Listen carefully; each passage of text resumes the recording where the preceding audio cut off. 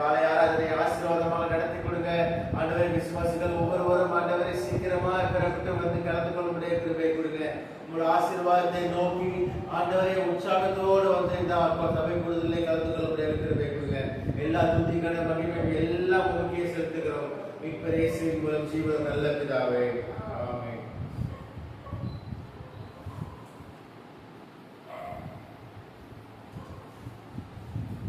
துதியின் கம்பீர பாடல் புஸ்தகத்திலிருந்து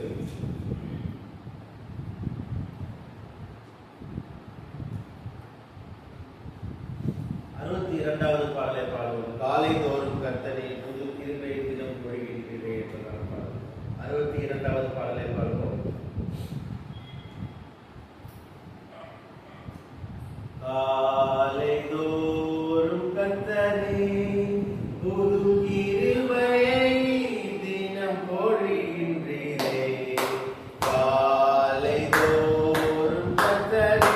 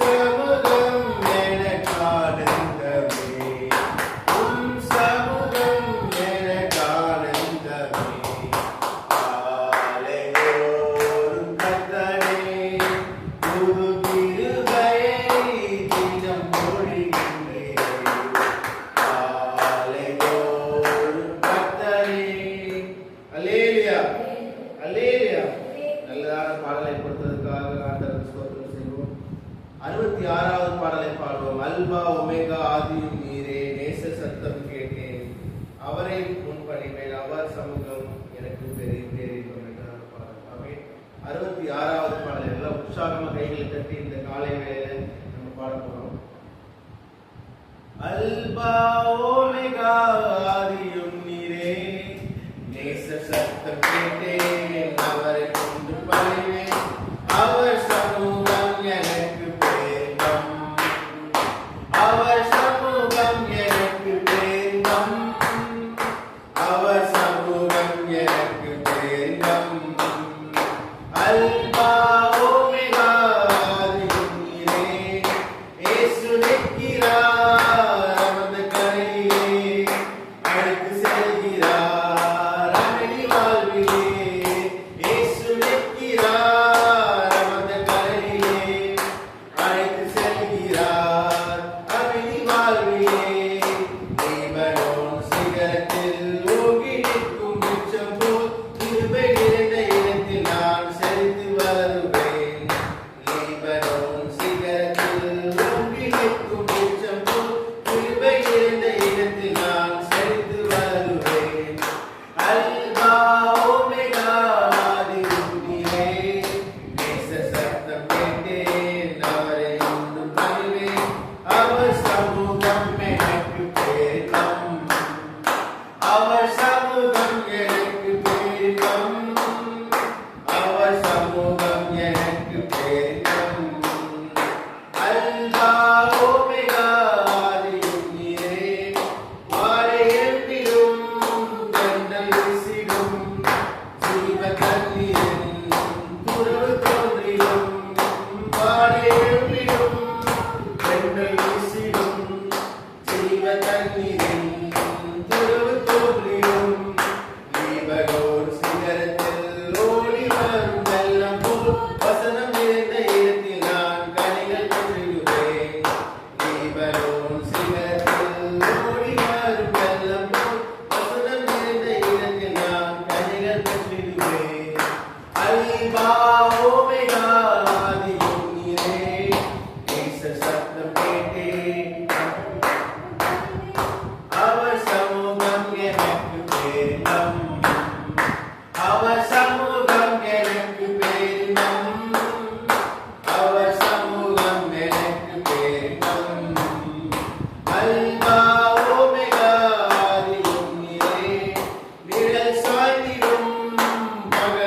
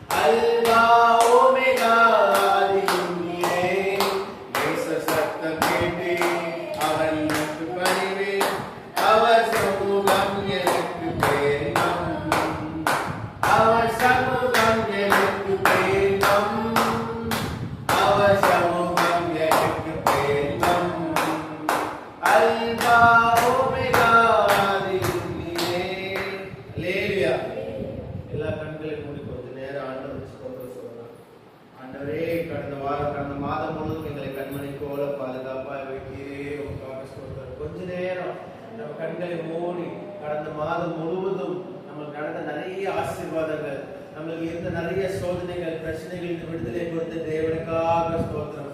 ஆண்டவரே, இந்த காலை வேளையில ஜெபத்திலே என்னை கொண்டு வந்ததுக்காக ஸ்தோத்திரம். ஆண்டவரே, உறங்கிக் கொண்டிருக்காமல் ஆண்டவரே என்னை விழுந்து ஜெபத்துக்கு முதல்ல போகும்படி கிருபை கொடுத்ததுக்காக ஸ்தோத்திரம்.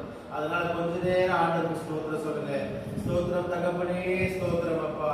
இயேசுவே ஸ்தோத்திரம் அப்பா. ஆண்டவரே, உங்களுக்கு சாட்சியா ஜீவிக்கும்படி கடந்த மாதம் முழுதும் ஆண்டவரை என்னை வைத்ததுக்காக ஸ்தோத்திரம். ஊழியத்திலே பங்கு பெறும்படியாக என்னை வைத்ததுக்காக ஸ்தோத்திரம். ஞாயிற்றுக்கிழமை ஆராதனைகளில் தொடர்ந்து பங்கு பெறும்படியாக கிருபை கொடுத்ததுக்காக ஸ்தோத்திரம். ஆண்டவரே, உண்மையில் விசுவாசமா இருக்கும்படி கிருபை கொடுத்ததுக்காக ஸ்தோத்திரம். உமக்கு சாட்சியா இருக்கும்படி கிருபை கொடுத்ததுக்காக ஸ்தோத்திரம் அப்பா.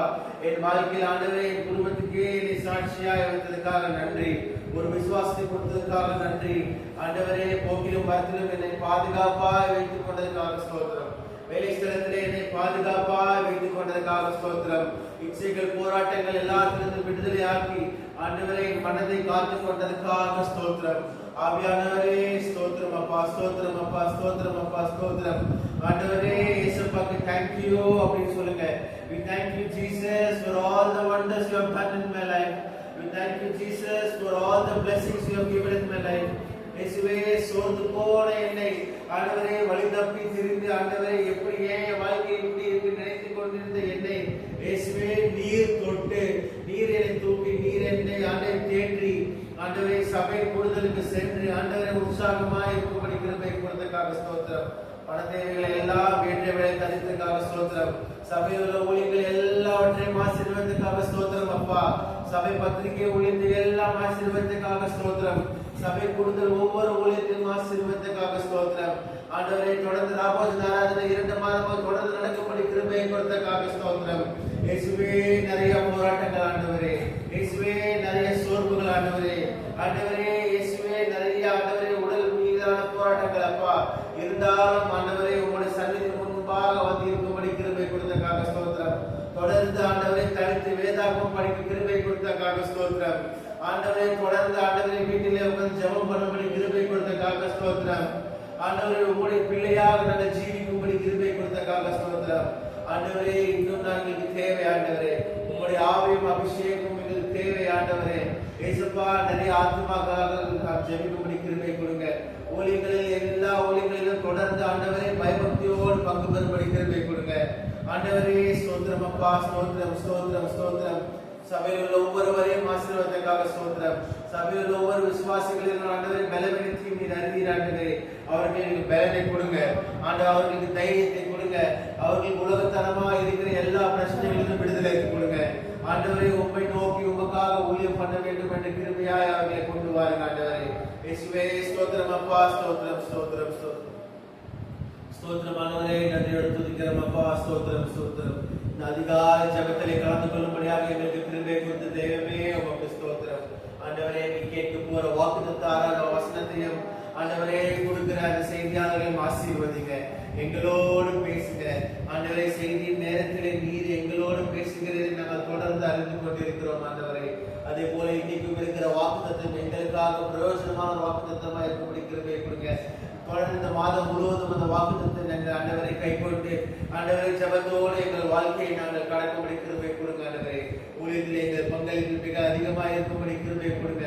வழிகளை கொடுங்க ஆண்டவரே. எங்கள் சபைக்கு ஆத்துமாக்கள் நிறைய நீர் கொண்டு வரும் ஆண்டவரே. சபைக்காக ஒரு ஜெபம் பண்ணி இடத்துக்காக ஜெபம் பண்ணி கொண்டிருக்கிறோம். அதையும் வெகு சீக்கிரத்தில் எங்களுக்கு கொண்டு வரும் ஆண்டவரே. சபையின் மூலமாக நிறைய ஆத்துமாக்களை நாங்கள் சந்திக்கும்படி கிருபை கொடுங்க.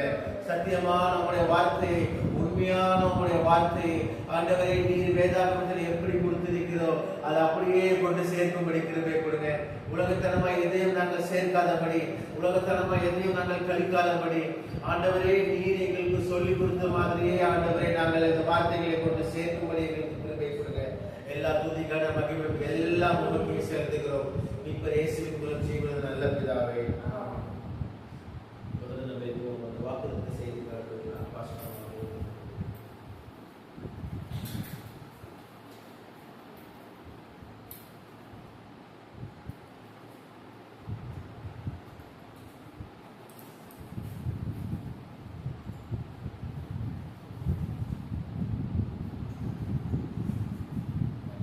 Yes.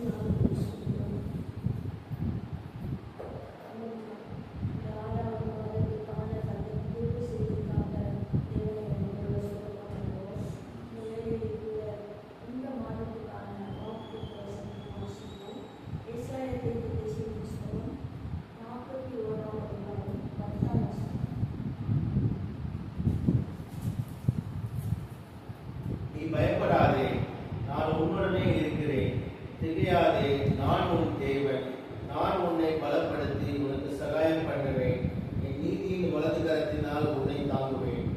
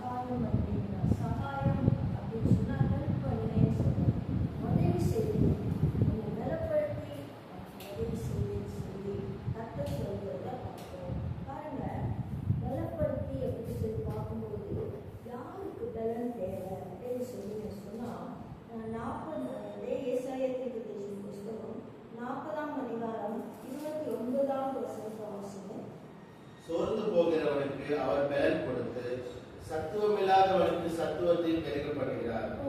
இந்த வசனத்துல பார்க்கும்போது நம்ம சோர்ந்து போகிறவனுக்கு ஆண்டவர் பலன் கொடுக்கிறார். சொன்னா நம்ம வாழ்க்கையில் அநேக சோர்வு உலகத்துல பார்த்தீங்கன்னு சொன்னா எல்லா விசுவாசிகள் பேசினாலே சோர்வான வார்த்தைகள் தான் அவங்க பேசுறாங்க. ஏன்னா அவ்வளோ போராட்டம், அவ்வளோ பிரச்சனை, சோர்வு ஏன் வருது அப்படின்னு சொல்லி பார்க்கும்போது நம்முடைய வாழ்க்கையில பிரச்சனைகள்னால சோர்வு வருது. அந்த பிரச்சனை அப்படின்னு சொல்லி பார்த்தீங்கன்னா அவங்க வியாதியா இருக்காங்க. வியாதி வந்தாலே நம்மளுடைய சோர்வு வந்து என்ன ஆகுமோ, எப்படி போய் முடியுமோ, என் சரீரம் உள்ள பலவீனமாயிட்டு, இவர்களுடைய சரீரம் அப்படி பலவீனமாயிருக்குன்னு சொல்லி நமக்குள்ள நம்ம அறியாத ஒரு சோர்வு வருது. இல்லைன்னு சொன்னா ஒரு கடன் பிரச்சனையா இருக்கலாம், பண தேவையா இருக்கலாம், நம்ம நினைச்ச காரியம் நடக்காம இருக்கலாம். இந்த மாதத்துல பார்த்தீங்கன்னா பள்ளிக்கூடங்கள், ஸ்கூல் திறக்குது, கல்லூரிகள் திறக்குது, எல்லா இடத்துக்கும் பிள்ளைங்களை வைக்கிறதுக்குள்ள ஒரு சோர்வு. நான் நினைச்ச மாதிரி சேர்க்க முடியலையே, என் பிள்ளைகளை படிக்க வைக்கிறது கையில் பண்ண முடியலையே, இப்படிப்பட்ட காரியங்களை எண்ணி எண்ணி எண்ணி நம்ம வாழ்க்கையில நம்ம சோர்ந்து போகிறோம். இந்த சோர்ந்து போகிற நிலையில நம்ம யாரும் தேடி போய் ஹெல்ப் கேட்கலாம், அவர்களிடத்தில் நம்ம பெற்றுக்கொள்ளாம கூட இருக்கலாம். இப்படிப்பட்ட சூழ்நிலையில நம்முடைய சோர்வு பாருங்க, சோர்வு பல நிலைகள்ல நம்ம வரும். ஊழியத்துல கூட சோர்வு வரும். இப்படிப்பட்ட நம்ம ஜெபம் பண்ணி நடக்காத காரியங்கள் வரும்போது நமக்கு சோர்வு வரும். இந்த சோர்ந்து போன நிலையில இந்த மாதத்துல ஆண்டவர் சொல்றாரு, நான் உன்னை பலப்படுத்துவேன், நான் உனக்கு உதவி செய்வேன், இந்த சோர்விலிருந்து உனக்கு விடுதலை கொடுத்தேன்னு சொல்றாரு. அந்த விடுதலையை இந்த மாதத்துல நாம் நமக்கு சுதந்திரமாக்கி கொள்ளணும், நாம் பெற்றுக்கொள்ளணும்னு சொல்லி பார்க்கிறோம். இன்னொரு வசனத்தை நம்ம வாசிப்போம். 2 Corinthians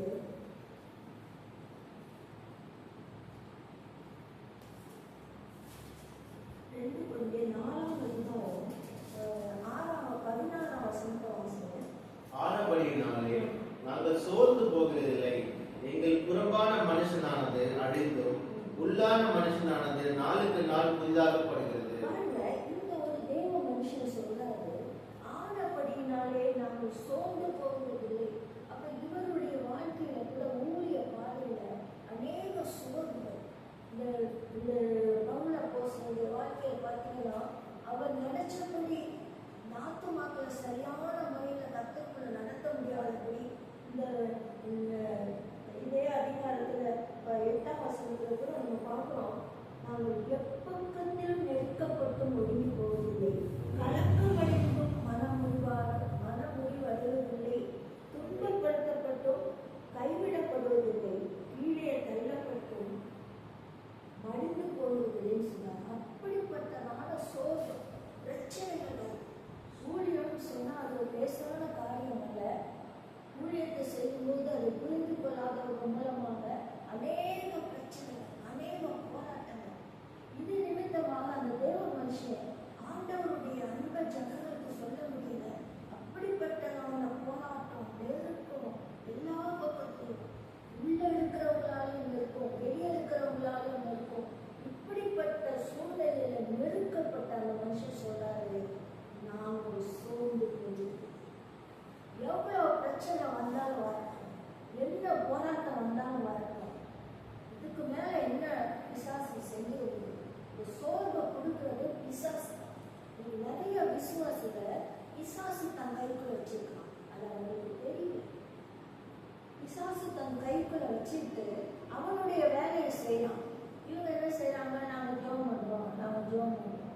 உங்க ஜெபம் கேட்கப்படல. காரணம், நம்ம பிசாசுடைய கைக்குள்ள இருக்கும். அதனால இந்த இடத்துல அவர் சொல்றாரு, இவ்வளவு பிரச்சனை வந்து இந்த பவுலப்போஸ்தலனுடைய வாழ்க்கையை நீங்க பார்த்தீங்கன்னு சொன்னா அவருக்கு சரீரத்துல கூட பலவீனம். அது சொன்னாங்க, சரித்திர ஆசிரியர்கள் சொன்னாங்க, அவர் கண்ணுல ஒரு பிரச்சனை இருந்துச்சு. எப்போ பார்த்தாலும் அவர் கண்ணுல ஒரு நீர் வடிஞ்சிட்டு இருக்கு.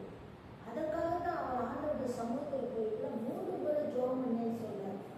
அந்த ஜெபத்தில் கூட ஆண்டவர் சொல்றாரு, உன் பலவீனத்தில் என் பலன் பூரணமாய் விளங்கும் அப்படின்னு சொல்றாரு. அதனால அவருக்கு அந்த வியாதியில ஒரு விடுதலை கூட அவருக்கு கிடைக்கல.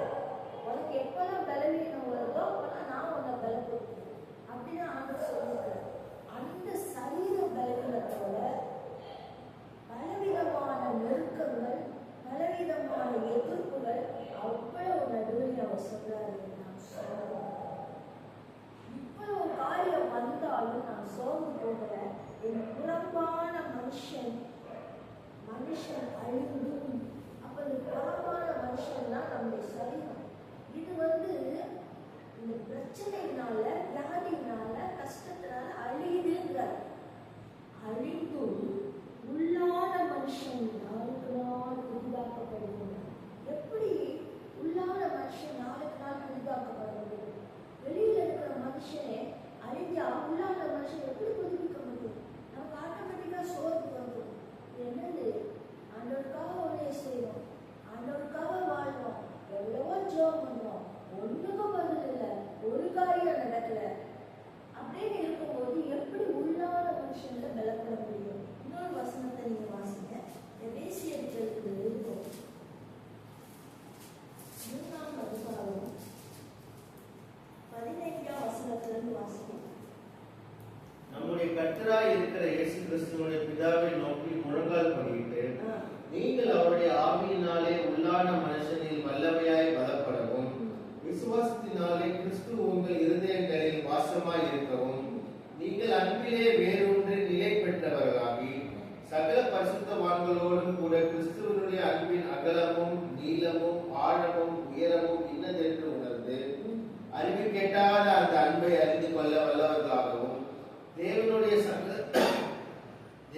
சகல பரிபூர்ணத்தாலும் நிறையப்படவும் அவர் தமது மகிமையினுடைய ஐஸ்வரியத்தின்படியே உங்களுக்கு அனுக்கிரகம் பண்ண வேண்டும் என்று வேண்டிக் கொள்கிறேன்.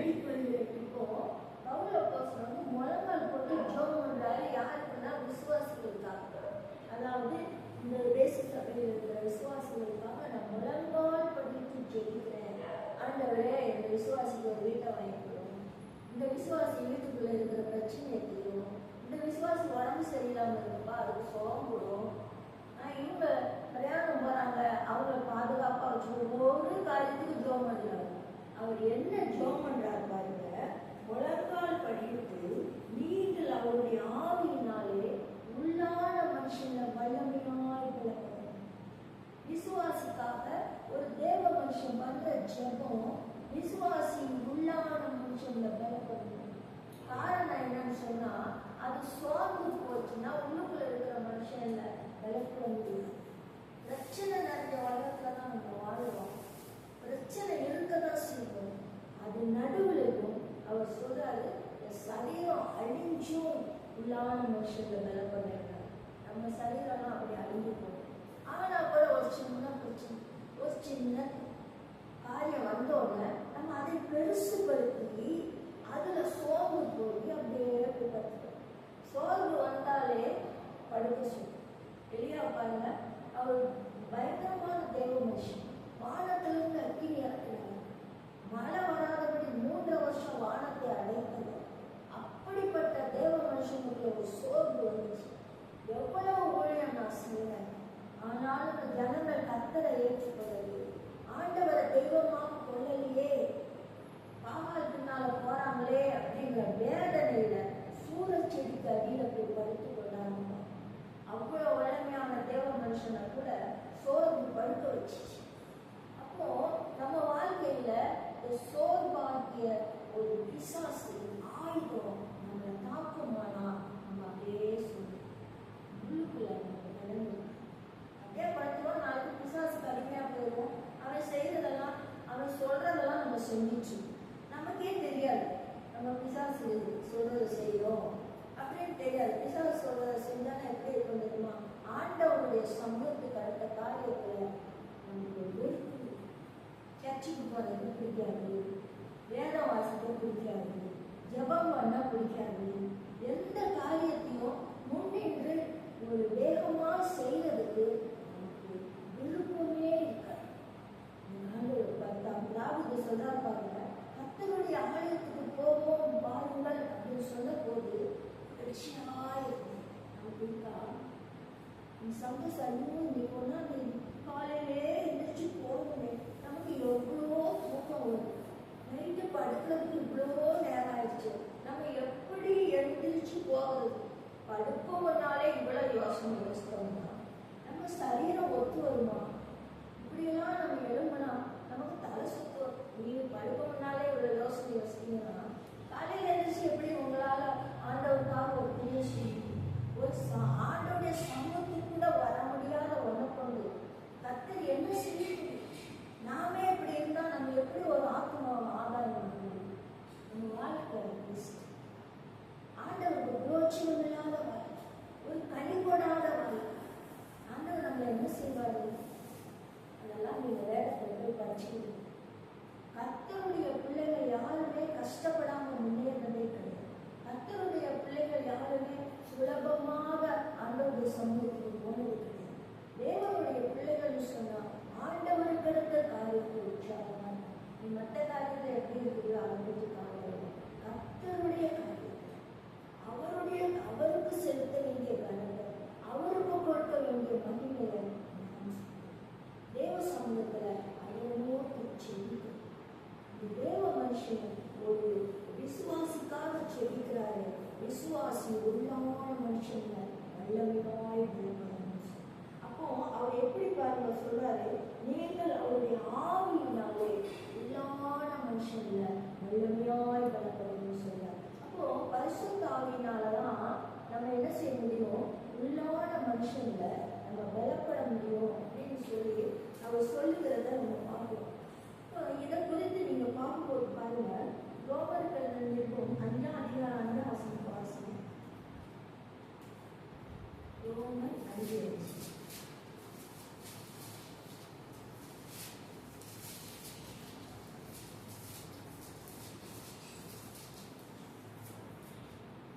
மேலும் நமக்கு அருளப்பட்ட பரிசுத்த ஆவியினாலே தேவ அன்பு நம்முடைய இருதயங்களில் ஊற்றப்படுகிறபடியால் அந்த நம்பிக்கை நம்மை வெட்கப்படுத்தாது. இயேசு கிறிஸ்து இந்த உலகத்தில் ஜீவித்து அவர் மரித்து உயிர்த்தெழுந்த பின்பு சீஷர் திட்டத்தில் அவர் என்ன சொல்றாரு சொன்னா, நீங்க போய் எருசலேம்ல காத்துங்க, அங்கே பரிசுத்தாவியானவருடைய வல்லமையினால நீங்க நம்பப்படுவீங்க. அப்பொழுது நீங்க பலன் கிடைக்கும். அப்பதான் உங்களுக்கு பலன் கிடைக்கும் அப்படின்னு ஆண்டவர் சொன்னார். நல்ல ஸ்மார்ட்டா உனக்கு பலன் கிடைக்கும். இது வரும். அதாவது நல்ல நம்ம ஆகாரம் உட்கொண்டோம்னா அந்த சரீரத்துக்கு பலன் கிடைக்கும்.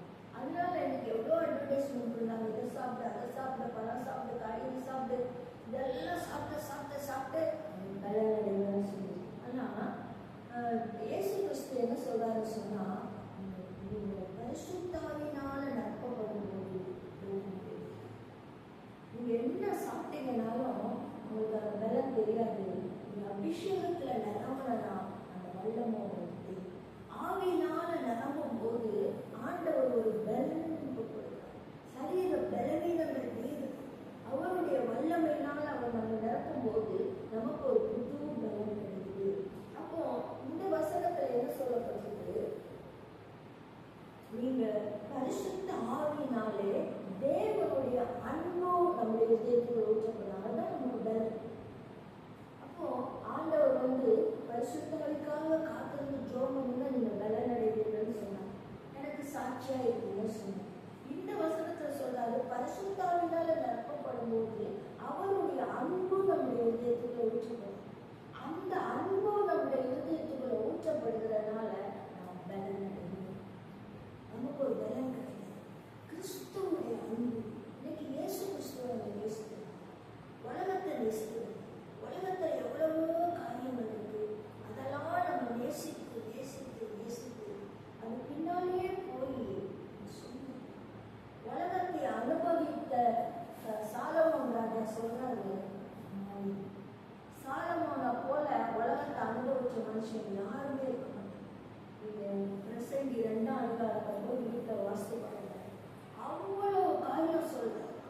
எல்லாம் என் கண்கள் இச்சித்த ஒன்றை கூட நான் விட்டு வைக்கல. கண்கள் இச்சித்தவைகள் எல்லாவற்றையும் நம்ம பெற்றுக்கொள்ளணும்னா அதுக்கு தக்கதான வசதி இருக்கணும். சாலமோனுக்கு இல்லாத வசதியே கிடையாது. எல்லாம் செல்வ சீமானா வாழ்ந்தான். அவனுக்கு அவ்வளவு ஞானத்தை கற்றுக் கொடுக்கிறார். எல்லாம் விரும்பி அந்த சாலமோன் சொல்றான், மாயை எல்லாம் மாயை, மனதுக்கு சஞ்சலமாய் இருக்கு. காரணம் என்னன்னு சொன்னா, உலகத்தை அனுபவிச்சேன் அதுக்கு சந்தோஷத்தை கொடுக்கு. அப்போ இந்த இடத்துல அவர் என்ன சொல்றாரு பாருங்க, பவுலப்போஸ்தலன் சொல்றாரு, கிறிஸ்துவின் அன்பு அது நம்முடைய இருதயத்துக்குள்ள பரிசுத்த ஆவியினாலே ஊற்றப்படும். அப்படி ஊற்றப்படும் போது ஒரு மெய்யான சந்தோஷம், ஒரு மெய்யான சமாதானம் அதை கண்டு அந்த அன்பு நம்ம இருதயத்துக்குள்ள வந்துச்சுன்னா இந்த உலகம் நமக்கு அப்படியே வருது.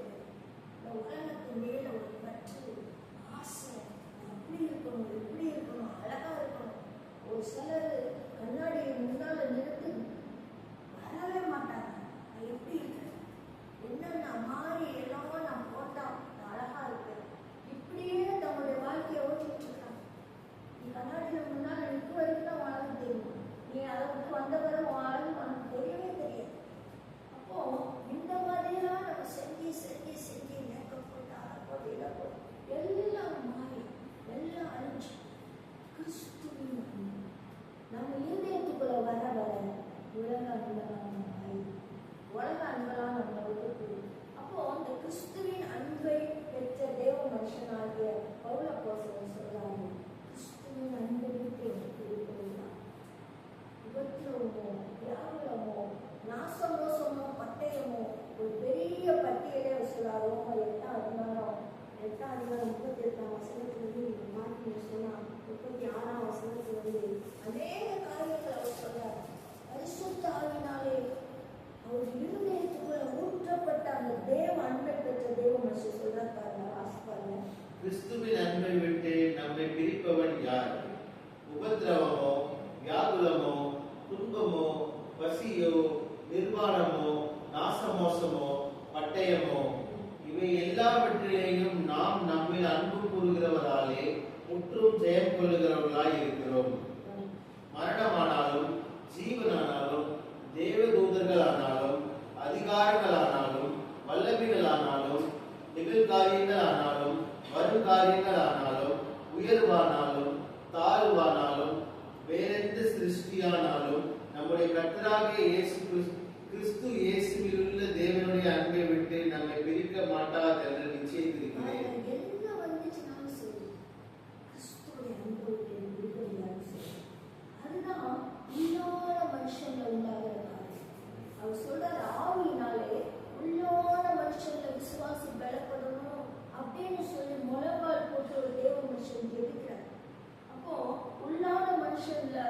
விசுவாசி பலப்பட்டா இவ்வளவு காரியம் அவங்களுக்கு இருக்கும். கிறிஸ்துவனுடைய அன்பு அவர்களுடைய இருதயத்துக்குள்ள ஊற்றப்படும் பொழுது அவருடைய உபத்திரவமோ வியாகுலமோ துன்பமோ பசியோ நிர்வாணமோ நாசமோ சமம். பசினா சாப்பாடு இல்லாத காரியம், நிர்வாணம்னா வஸ்திரம் இல்லாத காரியம், இன்னும் எதிர்ப்புகள் பட்டயம் நாசமோசம் இவை எல்லாம் வந்துச்சுன்னா கூட ஆண்டவருடைய அன்பு தேவனுடைய பிள்ளைனா அப்படி இருக்கும். சபையில இருக்கிற விசுவாசம்னா அப்படி இருக்கும். அப்படி இருந்தானா நம்மை கொண்டு கர்த்தர் ஏதாவது ஒரு காரியத்தை செய்யும். அப்படி இந்த தேவ மனுஷன் இருந்ததுனால்தான் அவ்வளவு ஊழியங்களை செய்யும். சிறைச்சாலைக்குள்ள உட்கார்ந்து கூட நிருபங்களை எழுதினார்கள்.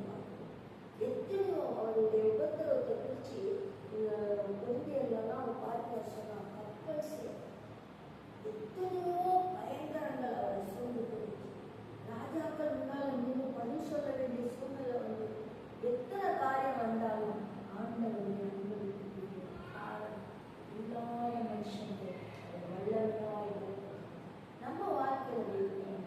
நம்மை நாமே ஆராய்ச்சிப்போம். ஆண்டவரை நம்பி நானும் ஒரு சபையில் ஒரு விசுவாசிப்பாங்க.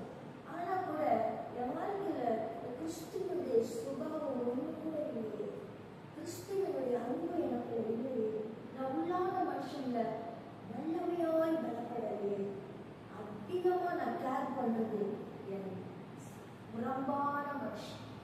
என் சரீரம் நல்லா இருக்கும், நான் நல்ல ட்ரெஸ் போடணும், நான் நல்லா போகணும், எனக்கு நல்ல வேலை கிடைக்கணும், நான் உயர்ந்த ஸ்தானத்துல இருக்கணும், நல்லா படிக்கணும். இப்படிப்பட்ட எண்ணங்கள்ல தான் நான் ஆண்டவருக்கு முக்கியத்துவம் கொடுத்து ஜெபித்து ஜெபித்து போராடி சோர்ந்து போயிருக்கு. இந்த வருஷத்துல கர்த்தர், இந்த மாதத்துல கர்த்தர் நமக்கு சொல்றாங்க, நான் உன்னை பலப்படுத்தி உனக்கு சகாயம் பண்ண, உனக்கு உதவி செய்வேன், நீ அதுல ஒரு முயற்சி. நம்ம ஆண்டவர் உள்ளான மனுஷன் நம்ம பலப்படணும்னு சொல்லி நம்ம முயற்சி எடுக்கணும் சொன்னார். அவர் நமக்கு உதவி செய்யும்.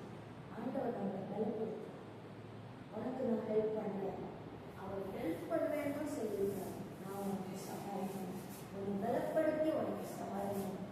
அதுக்கு நீ என்ன செய்யணும்னு சொன்னா என்ன ஒரு சமூகத்தில் இந்த மாதத்துல கர்த்தர் நமக்கு வாக்கு நான் உன்னை பலப்படுத்தி உனக்கு சகாயம் பண்ணேன்னு சொல்லியிருக்காரு. அந்த பலத்தை நம்ம பெற்றுக்கொள்ள முடியும். ஆண்டவருடைய சமூகத்தை ஜோடுவோம். ஆண்டவரே இதை வல்லமே நீர் என்னை பலப்படுத்தியன்னு சொல்லி நீ சரீர பலவீனம், உன்னுடைய உள்ளான மனுஷன்ல இருக்கிற சோர்வுகள் இது எல்லாத்துலேயும் நான் பலப்பட்டு நிற்கிறதுக்காக உங்களுடைய சமூகத்தை நோக்கி நான் பார்க்கிறேன். எனக்கு ஹெல்ப் பண்ண ஆண்டவர், எனக்கு உதவி செய்யவே